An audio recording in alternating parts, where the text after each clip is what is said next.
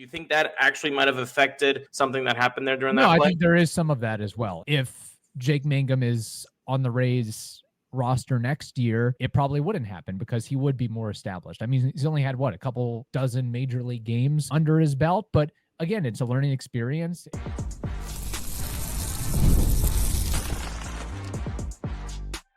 You are Locked On Rays, your daily Tampa Bay Rays podcast, part of the Locked On Podcast Network, your team every day. Welcome into Locked On Rays, your daily podcast covering everything Tampa Bay Rays, from game analysis to player interviews. We've got you covered with all the latest news and insights. My name is Kevin Weiss. I'm Ulises Sambrano, bringing you expert analysis and passionate discussions about our beloved Rays. We're here to break down every play, every trade, and every milestone. In fact, this is our 7th season covering the Rays daily. So grab your favorite Rays gear and settle in as we discuss the Rays losing, unfortunately, to the Boston Red Sox by a score of 3-1. A unique note on the Rays starting pitchers this year. They are racking up innings like no other. And can the Rays take the rubber match? We'll discuss all that and more. But before we get to that, got to tell you that this episode is brought to you by Monarch Money. Take control of your finances with Monarch Money. Use code LOCKED on MLB at monarchmoney.com for 50% off your first order. All right, Ulises. So a day after the Rays score 10 runs, they come back the next day and score 1 run. And usually when you score just 1 run, you're not going to win that game. And alas, that is what happened. Ryan Pepiot not getting much of any run support during last night's contest, plus a little boo-boo in the outfield, some miscommunication between Jake Mangum and Josh Lowe that made the score worse. Not saying that the Rays would have won that game, but that could have perhaps changed the outcome of how many runs were scored in that inning, and maybe allowed the Rays and Pepiot to settle in a little bit more. So, just not a great contest for the Rays. And that happens when you play 162. You're going to have some amazing showcases. You're going to have some duds. You're going to have some clunkers. You're going to have some games that you'll remember forever. It just is what it is. You can't go 162-0. That's just not the way it goes. And there's going to be games that you're going to definitely forget. Maybe this is one of them. Yeah, this is a forgettable contest. Yeah. It was, like you said, close game, 3-1. I think that the guy said after the game that they always felt like they were in on the game. And how can you not be when you're only down 2 runs? But that...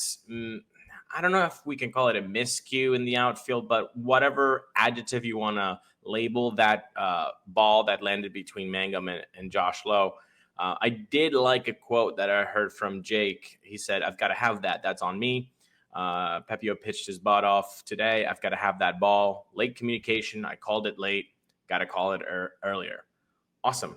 Yeah. That's what you asked for. Even Josh also commented on it. Pepiot also took some responsibility, saying that, if I don't take too long in the first inning and I put those guys on base, then, I put us behind the 8 ball by allowing those 2 runs really early. Like, all I'm saying with these sentiments, these quotes, is that there does seem to be some team cohesiveness happening. There's accountability. There's a way to move forward, and that cohesiveness, we're going to get into that with the Rays rotation and what they're currently doing in MLB level. But yeah, yesterday, I just think, Giolito had probably maybe a season high best peak for him in 2025, 6 scoreless, only 4 Ks. But sometimes, like we like to say, those guys drive nice cars too. Yes, they do. Lucas Giolito, 6 scoreless innings, only 4 strikeouts, though. He was able to elevate that fastball against several Rays hitters and were able to get them down. But with Jake Mangum, those types of issues are going to happen. We don't need to crucify the guy for that. But usually what I've learned and what I've been taught is if you're the center fielder, you kind of have to take the lead and have to be the communicator and have to be the vocal person there and say, you got it, or I got it, and you try to make a play. And if you don't make a play, then you move on to the next one. But I think that'll be something that, gets discussed in the post game and in review. And hey, you just need to be more persistent about whether you have that ball or don't have that ball.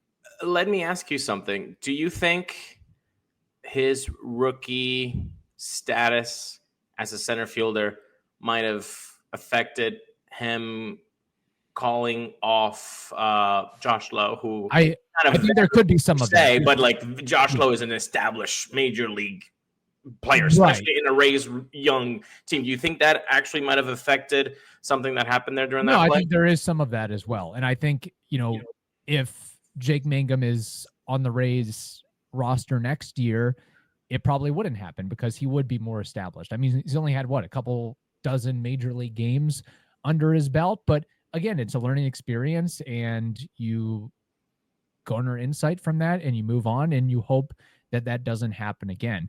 Now with Ryan Pepiot, I know there were a couple mistakes here and there, but you can't complain about 6 innings pitched and 9 strikeouts, or going out there for the 6th inning and 9 strikeouts. I know that Trevor Story hit a moonshot over the Green Monster, but Ryan Pepiot really throughout the month of May and June has been outstanding. I know he had a rough April, but he's been able to bounce back. But what really stood out to me about Pepiot was just how he was able to get some of those strikeouts, just an electric fastball, top of the zone, and really putting it wherever he wanted to, away from lefties, up and into righties. He had a 95-mile-an-hour cutter at one point down and in to get Roman Anthony, the changeup away. So he is really solidifying himself. And it's funny because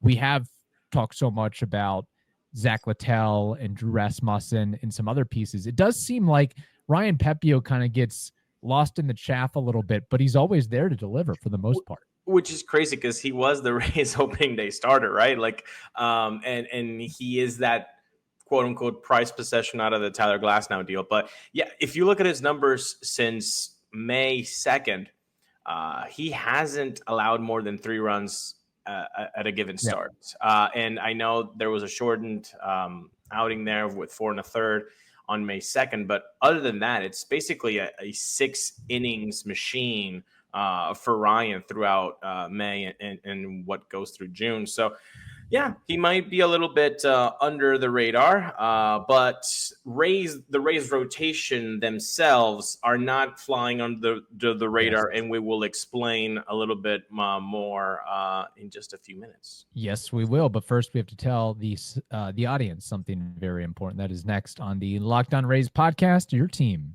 every day. Ever check your bank account and wonder, where did all my money go? Between dining out, online shopping, entertainment, it's easy to lose track. And that's where Monarch Money comes in, your personal CFO, giving you full visibility and control over your finances. It takes less than 5 minutes to get started, and it's a complete look at your financial well-being.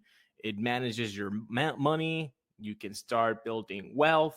It's fantastic. It gives you everything. It's not just a budgeting app.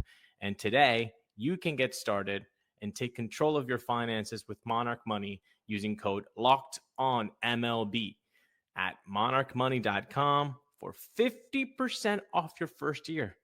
That's right. Using code LOCKEDONMLB gets you 50% off your first year at monarchmoney.com. Again, monarchmoney.com, code LOCKEDONMLB for half off your first year. All right, we want to remind the audience that we thank you for making the Locked On Rays podcast your first listen every day. We are part of the Locked On Podcast Network, your team every day. Ulises, as you mentioned, the Rays starters are doing something historic and very un-Rays-like. At least it's been un-Rays-like over the last several years.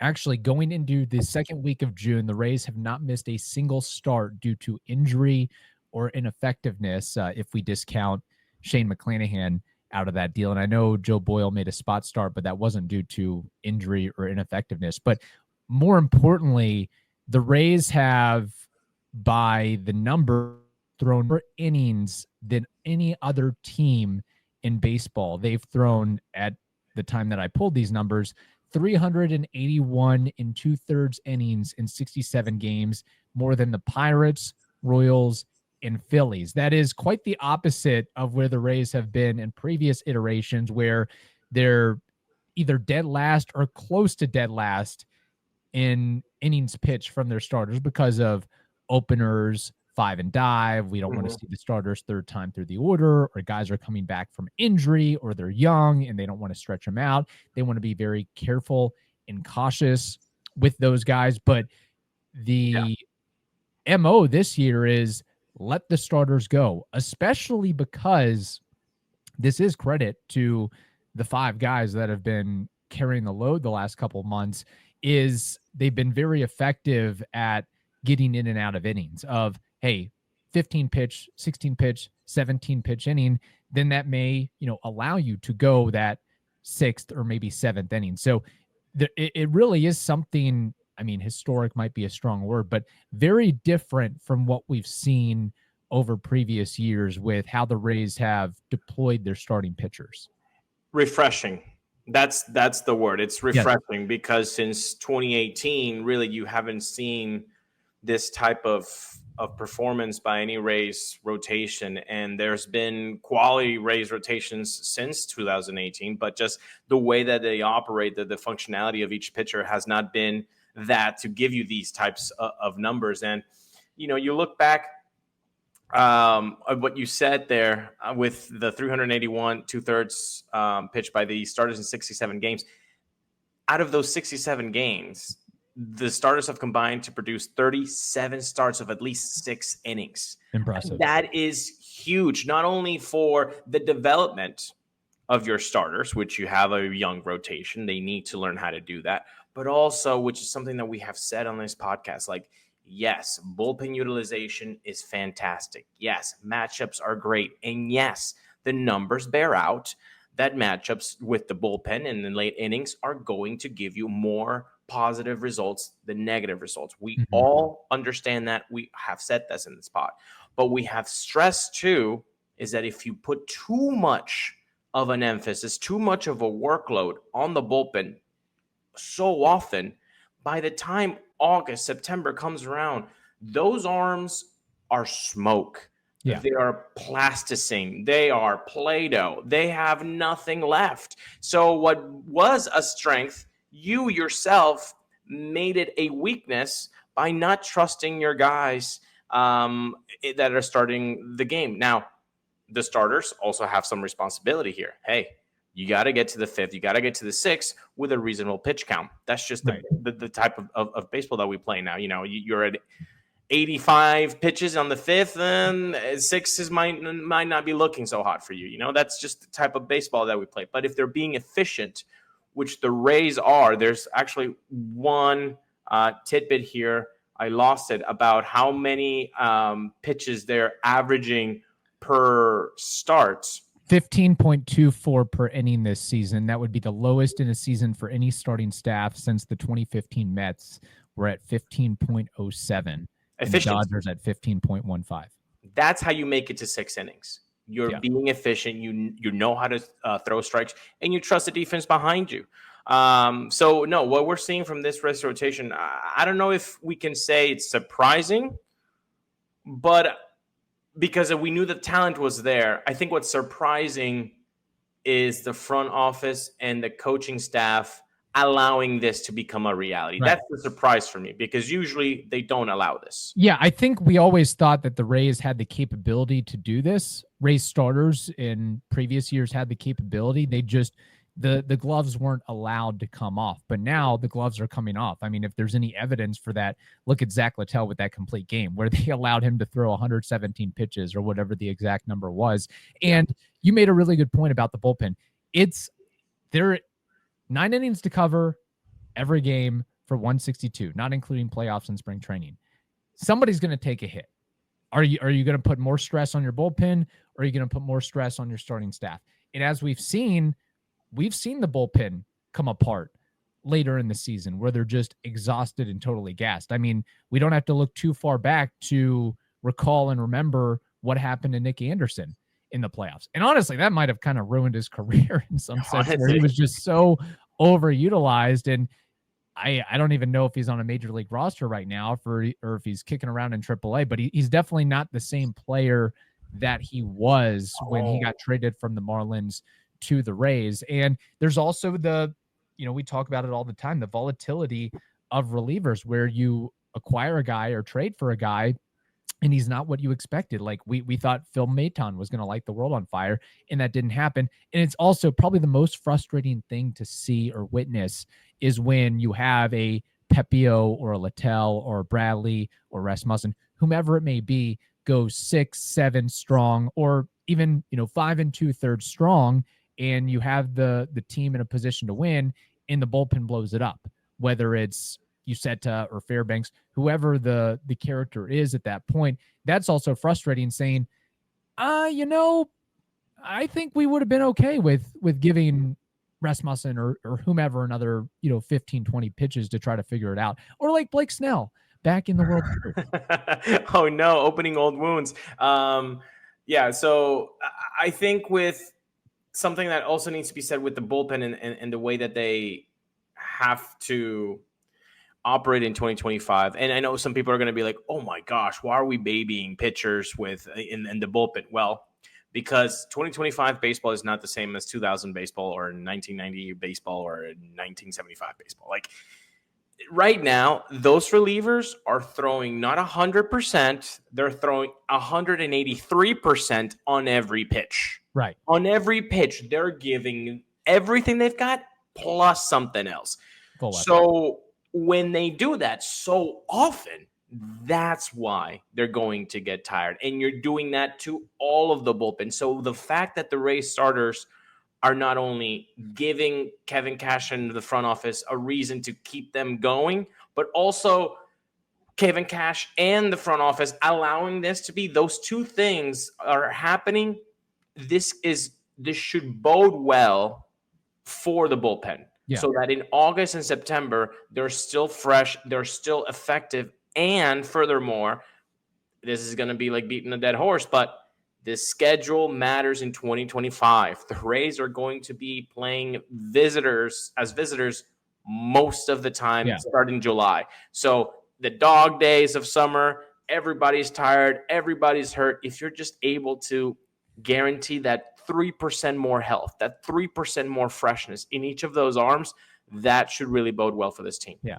And who knows? I mean, later on in the season, the Rays might, pare down their starters a little bit, knowing that, hey, we have Shane McClanahan coming back. We may have Joe Boyle in our back pocket. We may be able to rely on Ian Seymour again. So I think there might be some flexibility with using more than 5 starters later on in the season, or giving somebody a phantom IL stint. But right now, I'm enjoying it. I'm here for the ride. We're going back to, 1990s baseball, which is nice. And I think the starters appreciate that. It allows them to foster pride and confidence and satisfaction. I mean, you probably feel like crap after a pitcher where you're delivering, you feel like you can keep going, and the manager comes up and takes the ball from you. So something that we forget ultimately is you look at too much spreadsheets, you look at too much percentiles and all that. These guys ultimately are competitors, and they're not only competing against guys in a different uniform. They're also competing healthily, hopefully, within themselves. That the starters, one guy putting 6 innings, the other guy wants to not only put 6 innings, he wants to do 6 1/3. And then the guy does that. The next guy wants to do 6. That is healthy. That is how you promote a little bit of a better performance. And so they're allowing Rays rotation to do this. This should bode well for their development. Also, again, they're young. Tosh needs this. Shane Boss needs this. Drew, I know, is going through, coming back from injury, but he's looked amazing so far. I feel like the pieces are there. Ryan Pepiot has looked phenomenal. So, I'm all for it, and aesthetically pleasing, which means nothing. Right. as a group, but like individually as a baseball fan, aesthetically pleasing. I that's the kind of baseball that I want. I want to see a starter show up and say, no, the ball's mine. I'm going 7 deep today. Yeah. And less brain power needed for Kevin Cash and Eric Neander, less shuffling and roster moves and, hey, who are we going to fit in here? So I think it makes it a little bit easier on the club in general to make those decisions. And the pitchers, I mean, I'd have to go back and look at all the repertoires, but it certainly helps when you have, more than 2 quality pitches or more than 3 quality pitches, when you have 3, 4, and 5 different offerings and different attack angles and how you're approaching hitters that, may also lend itself to, okay, we're okay with this guy, facing the order 3rd time through or whatever it may be. So just wanted to note that, again, something to monitor and keep track of is the trek that the starters are on. I think, actually, not saying this is going to happen, but all 5 of them would be on pace to make 30 or more starts, which I don't know if I cannot recall the last time that's happened from the Tampa Bay Rays. I would really go anybody. 1 year, and it's probably the closest, 2012. That's it. Yeah, or James Shields would have to be involved there, and some other guys would have to be involved as well. All right, we'll wrap things up next on the Locked On Rays podcast. Your team every day. Get the supplies you need from the site made for the skilled trades, Supply House. Whether you're in plumbing, HVAC, or electrical work, Supply House is the reliable way to order products online. They've got an easy-to-use website packed with helpful resources and latest product information to help you get the job done right. Plus, they've got an inventory of over 200,000 parts from 400-plus top brands, so you'll get exactly what you need and delivered fast from coast to coast. You can join their free Trade Master program, which offers exclusive perks like a dedicated phone line, free shipping, and discounts on every order by going to supplyhouse.com/TM, and you can start ordering everything, plumbing, HVAC, and electrical supplies with just a few clicks. Plus, use promo code SH5 for 5% off your first order. Again, you can do all of that at supplyhouse.com. Thank you for making the Locked On Rays podcast your first listen every day. We are part of the Locked On Podcast Network, your team every day. All right, Ulises, so the Rays will wrap up the 3-game series against the Red Sox. Then I think the Rays have an off day before facing the Mets, if I recall, if I have the schedule correct. Regardless, the rubber match, it'll be Zach Littell going up against Walker Buehler, who is not the same Walker Buehler that maybe folks may know of when he was in a Dodgers uniform and winning multiple World Series and getting multiple All-Star appearances and looked to be like the next great ace of that team. And in the National League, he has definitely fallen off quite a bit after undergoing Tommy John surgery and having some other issues and ailments. But will the Rays win this game?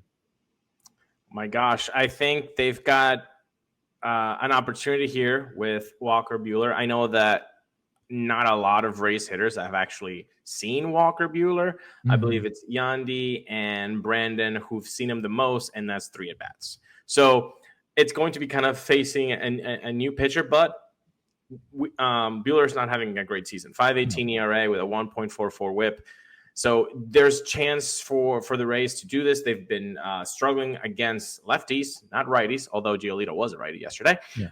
So we'll see what happens, hopefully, because if the Rays are able to win this one, they'll extend their streak of series wins to 7. So you just got to keep the momentum. I know they're 36-31. If you're able to, again, like we said on yesterday's show, just keep elongating that cushion from being a 500 meandering team. Yeah, you're going to put yourself in a really good position in the trade deadline where, again, we're the Rays. The Nelson Cruz's trades don't happen that often, but some little piece here and there could make this team just a little bit thicker, especially offensively. You're saying not to put Chris Morel in the heart of the order, like third or fifth or something like that. He was fifth in the order yesterday, and I know he's been a little bit better over the last couple games, but overall, though, a little bit of a question mark. Yeah. I think this is the season where, by the way, the Rays do have an off day on Thursday. But this is, I think, the season where I've scratched my head the most with the lineup construction. I don't think there's an actual idea, and obviously there are numbers behind they're not just like picking numbers out of a hat, but it kind of does feel that way sometimes. I mean, we've seen Morel struggle. We've seen Jansen struggle. We've seen our buddy Curtis Meade struggle. And then they're hitting 4th, 5th, 6th, like right in the middle of the order. Like, what's going on here? I don't know how you put a struggling guy in 100+ Rays games still in the heart of the order. Like, he's clearly not giving you what you need. Yeah, that is true. But we'll see if he's in the lineup. I know righty matchup with Walker Buehler, who has a 5.18 ERA and a 1.44 WHIP. But it also could be a case where a struggling starter does work against the Rays, and the Rays get shut out or only score 1 or 2. But I think it would be obviously amazing and really cool to see that series win streak continue and how long it could go and continue. We know at some point that's going to end, but we've always gone back to it. You don't necessarily need to sweep, but if you win series, if you win a chunk of series in a row like they're doing, you will be set up in a good spot. And the Rays are in a good spot right now. They're 36-31. So and against good teams, right? Yeah. Like the Mets are coming. Then you got Detroit next weekend. I know Baltimore's in there in the middle, but Baltimore started to get a little bit hot. So, and it's a 4-game series at home. Can you still, elongate that cushion? Because right now I haven't changed my stance of like, this is a 75 win team to like an 84 win team. Like, I haven't changed the last 20 games haven't changed it. It has to be a little bit more of a bigger sample size for me to truly believe this is a really solid team that can go to the playoffs. Right now, haven't changed. I don't know if these 20 games have changed that range of wins for the season for you. I would say slightly, but I think your idea on it is correct. We don't want to get too high or too low. They just need to keep doing what they're doing. And if they can continue that to the All-Star break and reassess from there. And I would say probably my opinion and your opinion would change significantly if they went out and made some significant moves that explain to the fan base, hey, we are ready to win. We're in win now mode. We really want a shot to not only get in the dance and hopefully win the dance. And that's on Eric Neander and company to make those decisions and make those moves, because it's going to be hard to win playoff games when you have Chris Morel batting 5th in the order. Just saying. On that note, thank you for making Locked On Rays your first listen today. For your second listen, check out the all-new Locked On MLB Game Night. Every game, every night, all season long. Local analysis on a national scale. You can find MLB Game Night on Locked On MLB on YouTube or wherever you listen to those